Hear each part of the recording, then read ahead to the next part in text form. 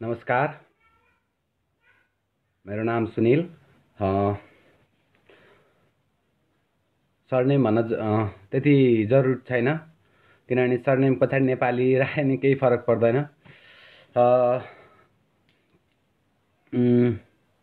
भर्खरै हिजोको मान्छे मारेको घटनाको घोर भर्त्सना गर्न चाहन्छु। जो गाउँलेले मिलेर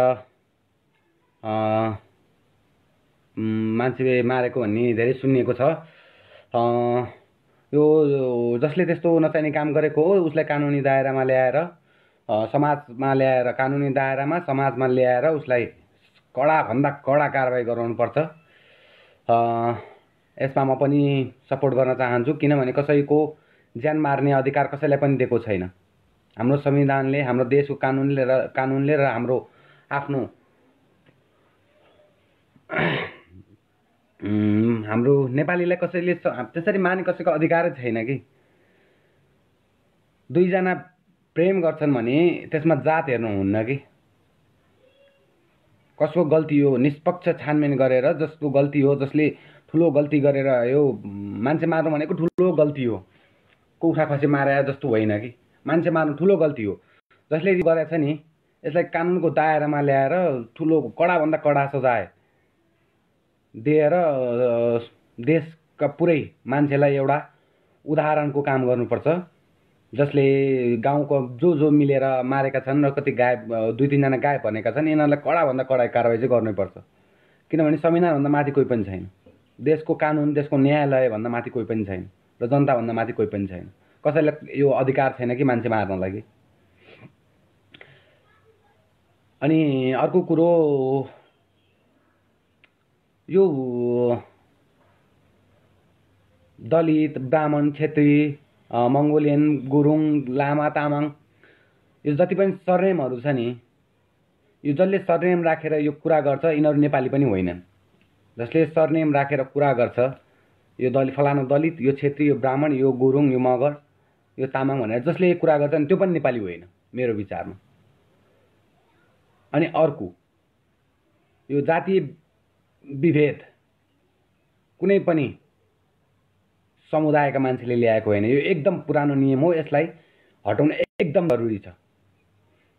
म पनि क्षेत्री भए पनि, बाहुन भए पनि, म पनि दलितको घरमा गएर खाने सुत्ने सबै छ कि। मेरो साथीहरू पनि छन्, मेरो साथी फेसबुकमा अहिले हेरेर साथीहरू पनि होलान्। मलाई चाहिँ यो कुनै पनि मतलब लाग्दैन कि यसले छोयो, फलानुले छोयो, ढिस्कानाले छोयो, यस्तो केही मतलब लाग्दैन। तर एउटा कुरा, हरेक कुराको नेगेटिभ भाइब र पोजिटिभ भाइब हुन्छ। यो 18-19 जना लिएर केटी माग्न, के अरे केटीलाई भेट्न गएको भन्ने कुरा सुनेको छु। यो सही कुरा हो भने उहाँहरू पनि गलत हुनुहुन्छ।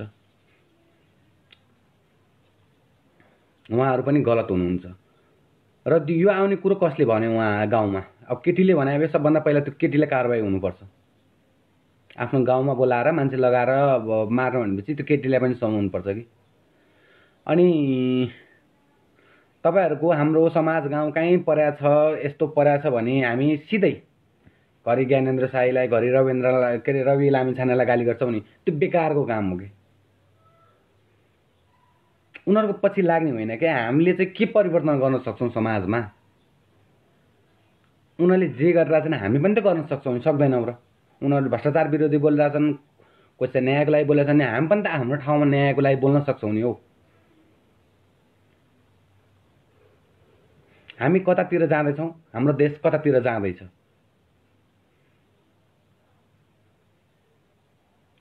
यस्तै हो भने मुकुन्दलाई प्रधानमन्त्री बनाइदिँदा केही फरक पर्दैन।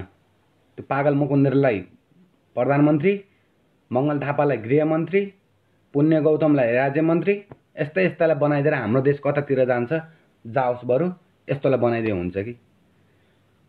मैले योभन्दा अघिल्लोको भिडियोमा पनि भनिरहेको छु, जातको कुरा नगरौँ कि, सिङ्गो राज्यको कुरा गरौँ क्या, जातको कुरा नगरौँ। बरु सबैलाई एउटा कास्ट राख्दिउँ।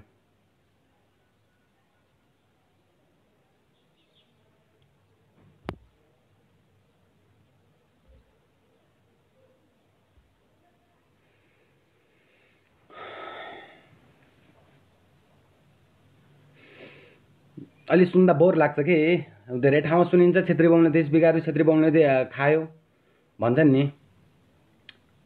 कतिजना छेत्री बाहुनले खायो त्यो देश? जति पनि नेपालमा हाम्रो देशमा जति पनि छेत्री बाहुन छन् ती सबैले खाएका हुन् त देश।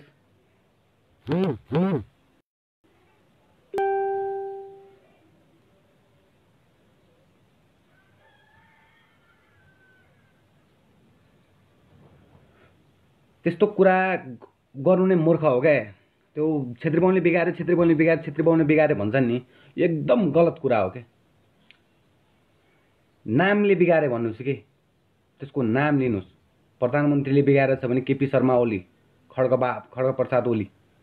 प्रसादले बिगार्यो भन्नुहोस्। त्यो पछाडि ओली छ बाहुन छ भन्दैमा त्यो बाहुनलाई दोष नलगाउनुहोस्।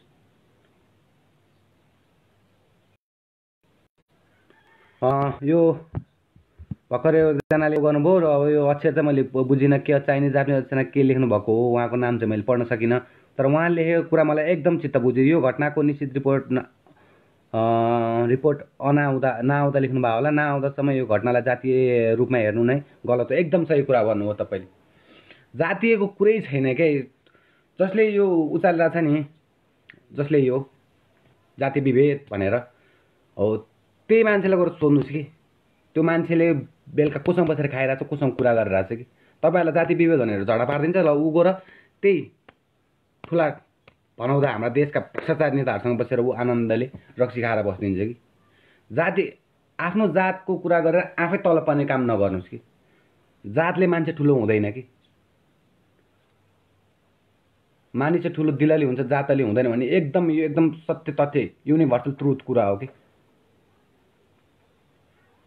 यो जस्तो कि यो जसलाई परेको छ उसलाई त अब त्यो टेन्सन त भइहाल्छ, आफ्नो परिवार गुमेको छ होइन, टेन्सन त भइहाल्छ, उहाँको आत्माले शान्ति पाओस्। तपाईँहरूले न्याय माग्दाखेरि म दलित हो भनेर माग्ने होइन क्या। तपाईँ आफै म दलित हो भन्नुहुन्छ अनि अरूले हेरी नजर के हुन्छ कि।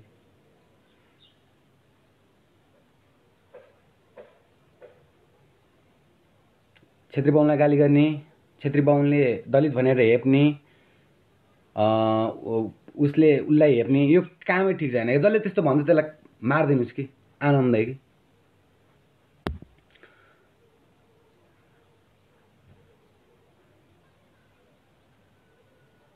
अब म पनि छेत्री हो, होला मैले के कसैको के खाइदिएको छ, के मैले देशलाई के बिगार्दैछ एउटा कुरा भन्नुहोस् कि। म त हरेकलाई सहयोग गर्दै हिँड्छु। त्यो कुरो मलाई थाहा छ कि भगवान्लाई थाहा छ कि सहयोग पाउने मान्छेलाई थाहा छ कि। मैले कहिले पनि उसको कास्ट हेरिनँ सहयोग गर्ने बेलामा ऊ कुन चाहिँ कास्टको हो भनेर कि। किनभने मलाई कास्टसँग मतलब छैन कि, मलाई मान्छेसँग मतलब छ कि। एउटा कुरा के बुझ्नु भनेदेखि तपाईँ आफै म दलित हो भनेर भन्नुहुन्छ भने तपाईँलाई सबले हेप्छ कि। हाम्रो समाजमा अब दलितै भनिरहनु भएको छ। दलित भन्ने जो धनीहरू हुन्छ नि हो, उनीहरूलाई कसैले केही भन्न सक्दैन कि। किनभने उनीहरू आफ्नो दलित हो भनेर सोच्दैनन् कि। उनीहरू बस सोचेर ऊ नेपाली हो, त्यही भएर समाजमा सबैले उसलाई नेपाली भनेर माया गर्छ कि।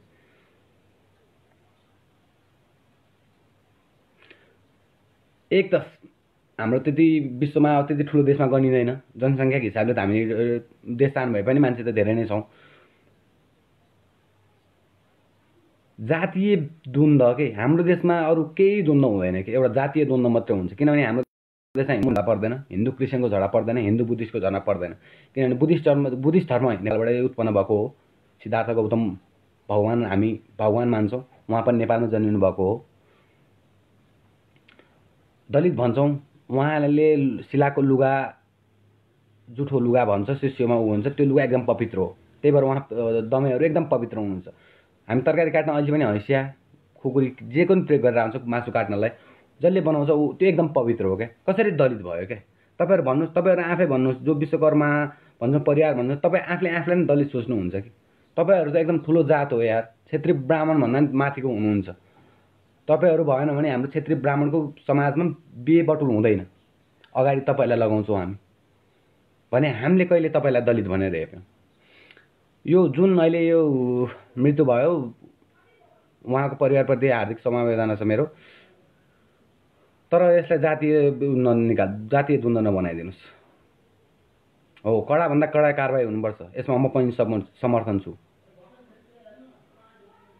चाहे उहाँ त्यो यस्तो गरी मान्छे चाहे 10 जना होस्, चाहे 20 जना होस्, चाहे 100 जना होस्, फाँसी दिन पनि म पनि दिनुपर्छ भन्छु।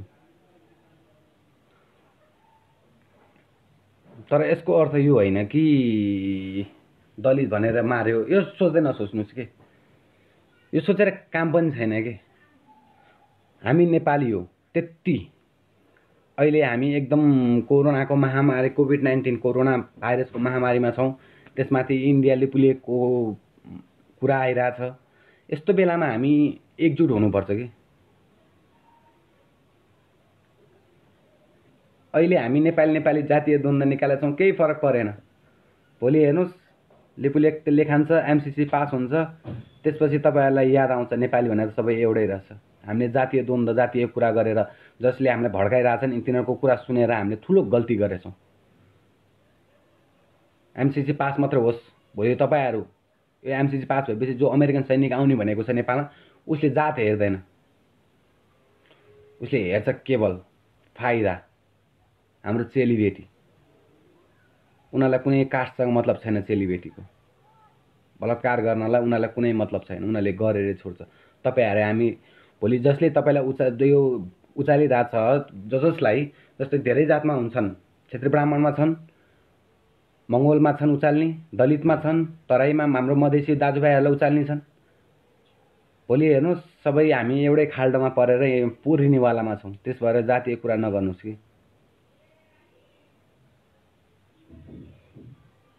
हामी कता लाग्दैछौँ कि त्यति म भन्न चाहन्छु।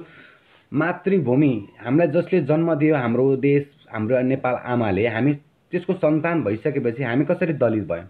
हामी जात कहाँबाट आयो? जुन बेला जातको कुरा आउँथ्यो नि, त्यो समय सकिसक्यो।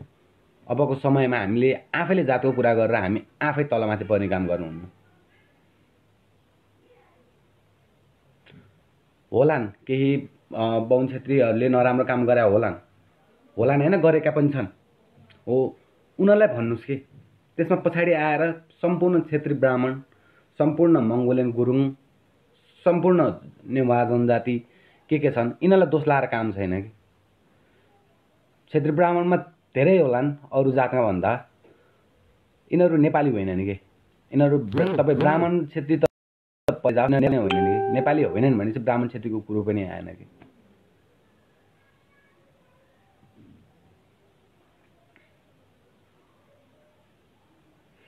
हामी, मेरो विचारमा हामी भने चाहिँ एउटा के भन्छ कुवा हुन्छ, कुवा पँधेरो, त्यहाँभित्र राखिदिएको एउटा भ्यागुतो हो कि। जति कराएर उफ्रे पनि हामी जाने त्यही कुवामा हो कि। किनभने हाम्रो सोच कहिले परिवर्तन भएन। 100 जना मान्छे राखौँ भने त्यहाँ 10 जना होलान् राम्रो सोच गर्ने, 90 जनाको त्यही हुन्छ।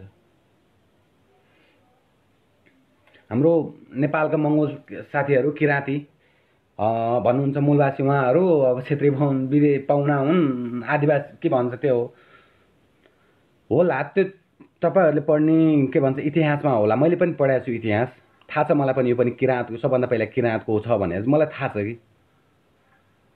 तर त्यो किराँत हुँदाखेरि नेपाल भन्ने देश थिएन। म कुनै राजावादी पनि होइन। हामी कसलाई सम्झिन्छौँ? पृथ्वीनारायण शाहले किन सम्झिन्छौँ भने पृथ्वीनारायण शाहले 1 अगस्तमा नेपाल बनाएको भएर पृथ्वीनारायण शाहलाई सम्झिन्छौँ कि। त्यो भन्नुको अर्थ शाहहरूको देश होइन। देश जहिले पनि जनताको हुन्छ। जसले माटोमा पसिना बगाउँछ त्यसैको जमिन हुन्छ र त्यसैको देश हुन्छ। राम्रो कुराको भाइब, पोजिटिभ भाइब चाहिँ हामीले हरेक लिनुपर्छ कि। नेगेटिभ भाइबलाई सधैँ हटाउन सक्नुपर्छ कि।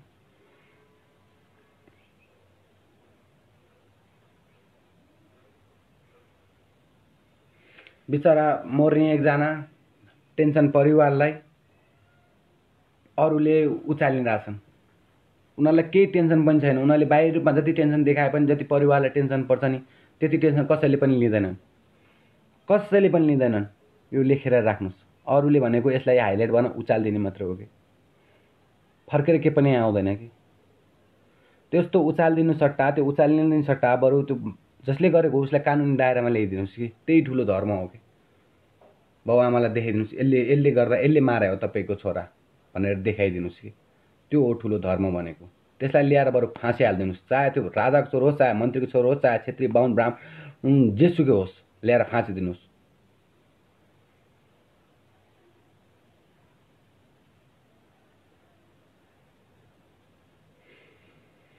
उहाँको त कुमार कार्कीजीले लेख्नु भएको जाजरकोटको धेरै दुःखको घटनाको लागि पीडितले केपी शर्मा ओलीलाई कारबाही गर्नुपर्छ अनि मात्र।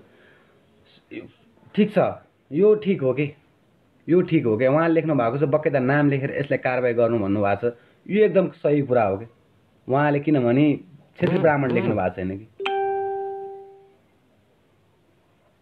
क्षेत्री ब्राह्मण लेख्नु भएको छैन। त्यो एकदम राम्रो। जति पनि पदमा बसेका मान्छे छन् तिनीहरू सबैलाई हामीले भोट हालेर माथि आएका हुन्। देशको हिरो भनेको थोरै छन् जुन पोलिटिक्समा लागेकाहरू। यो पोलिटिक्स बाहिरका हिरोहरू धेरै छन्, पोलिटिक्समा लागेका हिरोहरू पनि छन् कि। सबभन्दा नाम पहिला म लिँदाखेरि म कुलमान घिसिङ सरको नाम लिन्छु, जसले अन्धकार हटाउनु भयो कि। अन्धकार हटाउनु भयो कुलमान घिसिङ सर नभएको भए अहिले पनि हाम्रो देशमा 22 घन्टा लोड सेटिङ हुन्थ्यो। उहाँ आइसकेपछि अहिले लोड सेटिङ छैन। उहाँलाई एकदम बिग सल्युट छ मेरो, कुलमान घिसिङ सरलाई। हो अब यो कुलमान घिसिङले गरेको काम पुरै मङ्गोलले राम्रो गरे भन्ने होइन, यो नेपालीले गरे भन्ने हो कि। जस्तै खानेपानी मन्त्रालय नाम लिने म चाहन्न, त मैले खानेपानी भन्ने बित्तिकै तपाईँले यादै भएको हो को छ, भ्रष्टाचारको त्यस्तो केस लागेको छ बिना मगर। अब के सबै हामीले मगरलाई गाली गरेर भयो त? बिना मगरलाई मात्र गाली गर्यो हो कि, अरूलाई होइन, अरूले गरेकै होइन। अरूलाई गाली गरेर के कामै छैन। त्यही भएर यो हत्याको जसले हत्या गरेको छ र मान्छे हराएका छन् यिनीहरूलाई चाँडोभन्दा चाँडो खोजी गरेर कानुनको दायरामा ल्याएर कडाभन्दा कडा कारबाही गर्नुपर्छ। यसको म घोर भर्त्सना निन्दा गर्न चाहन्छु।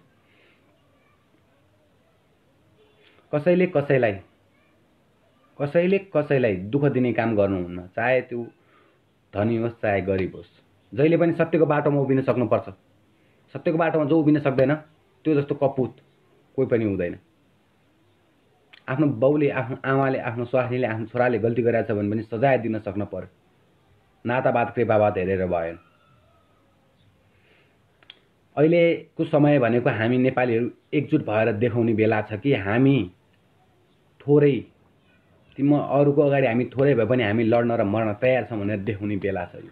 हामीलाई कति हेपेर भनिरहेछ न्युजहरू हेर्नुहोस्, इन्डियन न्युजहरू हेर्नुहोस्, कति हेपेर भनिरहेछ 95 लाख सैनिक यिनीहरूले के गर्न सक्छ भन्छ। तर यिनीहरूलाई थाहा छैन एकजना नेपाली गोर्खाली बराबर कति हुन्छ भनेर। दार्जिलिङवासीले सपोर्ट अहिले हाल इन्डिया भन्छौँ हामी, उहाँले सुधा हामीलाई सपोर्ट गरिरहनु भएको छ। हाम्रो नेपाली भाषा, हाम्रो नेपाली पहिचानलाई, हाम्रो लिपु लेखलाई, हाम्रो लिम्पिया धुरालाई यस्तो लिम्पिया धुरा त इन्डियाले कति खाएको छ।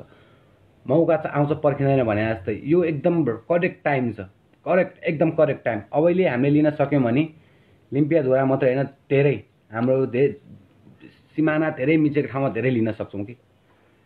यो त सुरुवात हो, यो त एकदम सुरुवात मात्र हो। यसलाई अब हामीले एकदम लागि परेर, चाहे त्यसको लागि ज्यान दिन परोस् चाहे ज्यान लिन परोस्, पछि हट्नु हुँदैन। आज हामीले गरेको कामले भोलि पर्सिका हाम्रा पिँढीलाई धेरै राम्रो हुन्छ। जस्तो कि अहिले हामीले नेपाल भन्न पाछौँ नि, योभन्दा अगाडि हाम्रोभन्दा अगाडिका पुर्खाहरूले जोगाएर राख्दा थिए र हामीले नेपाल भन्न पायौँ। नत्र हामीले नेपाली भन्ने कुनै थिएन, हामी इन्डियन भइसक्थ्यौँ। सिक्किम, दार्जिलिङको वासीलाई सोध्नुहोस् इन्डियन हुँदाको पीडा कस्तो छ। हालसालको कुरा, दार्जिलिङमा जो हाम्रो मङ्गोलियन गुरुङ मगरहरू हुनुहुन्छ, नेपाली दाजुभाइहरू,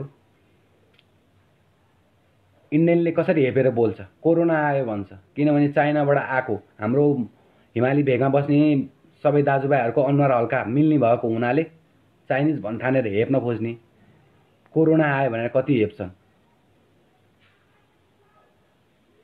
हामी एकजुट हुने हो भने नेपालमा त यस्तो भन्नै सक्दैनन्। हाम्रो दार्जिलिङका दाजुभाइ, सिक्किमका दाजुभाइले पनि भन्न सक्दैनन्। देश सानो होइन, हाम्रो नेताहरूको सोच्ने शक्ति सानो भएको भएर देश सानो भएको। देश सानो छैन, देशभित्र बस्ने मानिस सानो छैन। यहाँ त राजतन्त्र छ, राज राजाको तन्त्र होइन कि राजतन्त्र, जसले जे गर्न सके त्यही हुन्छ। यहाँ जो सत्तामा छ उसैले खाने हो भत्ता, उसैको पावर लाग्छ हो। यही हटाउने हो क्या हामीले? यो हटाउनलाई हामीले सबभन्दा पहिला जातीय कुरा गर्नु भएन कि? एकदम दुःख लाग्छ। सुनिन्छ धेरैको मुखबाट सुनिन्छ क्षेत्रीय बाहुनले देश बिगारे, क्षेत्रीय देश बिगार्नमा सबभन्दा ठुलो हात नेताको भन्दा सबभन्दा ठुलो हात जनताको हुन्छ। किनभने जनता बोलिदिँदैन कि, जनताले बोल्यो भने मात्रै हो कि हुने। हामी एमसिसीको विरोध गरौँ, आज विरोध गरौँ, भोलि विरोध गरौँ, सबजना लागौँ, एमसिसी ल्याउन सक्दैन। हामी नमस्कार जे गरे नि यस्तो गऱ्यौँ भने एमसिसी मात्रै होइन बिसिसी सबै आउँछ। यहाँ सबै आउँछ, नाङ्गे झार बनाएर लिएर जान्छ तपाईँहरूलाई। हामी नेपालीलाई त काम गर्नु पर्दैन हो, त्यति शक्तिशाली देश हो हाम्रो। हामीलाई कोही जनता गरिब भएर भोकले मर्दैन, हाम्रो त्यति धनी देश हो हामी। तर युटिलाइज गर्न सकेका छैनौँ कि? हरेक नेपालीको खाता खोलेर करोडौँ रुपियाँ राख्न सक्छ हामीले चाह्यौँ भने। यहाँ हाम्रोमा त्यत्रो खनिजहरू छ, तर हाम्रो संविधानले हामीलाई निकाल्न दिँदैन। तर हाम्रो नेताहरूले बेच्न चाहिँ पाउँछन् आफ्नो एक पैसा खाएर। एमसिसी भनेको वर्षको 12 अर्ब हो। त्यतिको लागि हाम्रो युरेनियम खानको लागि, हाम्रो के छ खनिजहरू सबै छ, खानको लागि यस्तो भइरहेछ।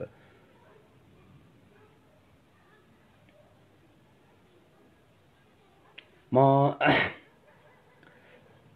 सबभन्दा पहिला ब्राह्मण, क्षेत्री, नेवार, तामाङ, राई, लिम्बू जनजाति जो छन् नेपालमा बसोबास, 4 वर्ण 36 जातको साझा फुलबारी जो छन्, उहाँलाई एउटै कुरा भन्न चाहन्छु, सरनेम लिएर यसले बिगार्यो नभन्नुहोस्, सिधै नाम लिएर भन्नुहोस् कि फलानुले बिगार्यो। ओलीले बिगार्यो भने केपी ओलीले बिगार्यो भन्नुहोस्, ब्राह्मणले बिगार्यो, क्षेत्रीले बिगार्यो नभन्नुहोस्। यो जसले भन्छ त्यो नेपाली पनि होइन। हाम्रा नेताहरू कोही पनि छैन, 100मा 2 जना होला नि ठिक निकाल्ने हो भने। हो यस्तोको कुरा कहिले पनि नसुन्नुहोस्। म आफू पनि सुन्दिनँ र अरूलाई पनि नसुन्नुहोस् भन्न चाहन्छु। अनि अर्को आङ्काजी, उहाँको कुरा पनि नसुन्नुहोस्। उहाँ पनि राजा बन्न खुसी मान्छे हो। उहाँले पनि मुखले बोल्ने मान्छेले गरेर केही पनि देखाउँदैन। उहाँले जति पनि मङ्गोलको सपोर्ट लिएर बोल्नुहुन्छ नि, सत्तामा पुगेपछि उहाँ पनि त्यस्तै हो कि।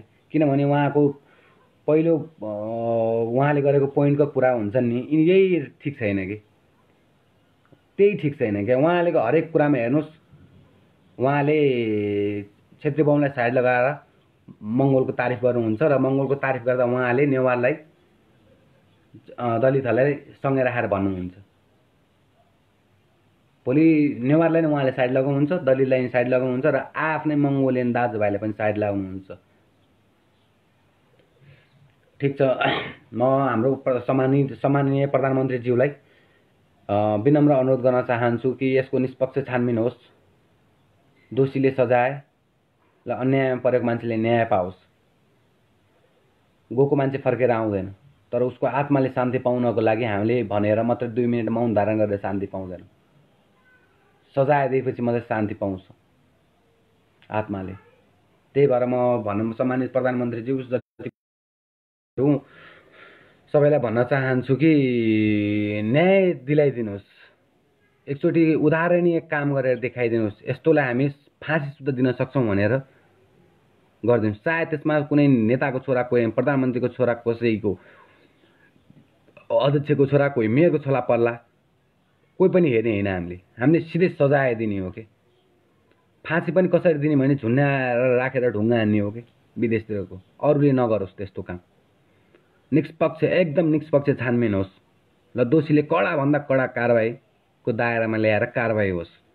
यो एकदम अपराधिक गतिविधि हो, एकदम अपराध काम हो कि, एकदम अपराध। म यसलाई एकदम अपराध भन्छु र म यसमा जो पीडित हुनुहुन्छ उनीहरूको पक्षमा उभिन्छु। यसमा चाहे मेरो आफ्नै मान्छे परोस्, मृत्यु त भइसक्यो, फर्केर आउँदैन, तर उहाँको आत्माको शान्तिको लागि हामीले सजाय चाहिँ दिनै पर्छ। जसले यस्तो नचाहिने काम गर्यो, राक्षस जस्तो मान्छेले यस्तो काम गर्यो, पुरा गाउँ छ भने गाउँलाई पनि सजाय दिनुपर्छ हामीले। कसैलाई हेप्न पाइँदैन, तर निष्पक्ष छानबिन हुनुपर्छ। कसको गल्ती छ त्यो ल्याएर दायरामा ल्याउनुपर्छ र त्यो मार्नेलाई चाहिँ सजाय, त्यो मार्नेलाई त्यो सजाय हुनैपर्छ।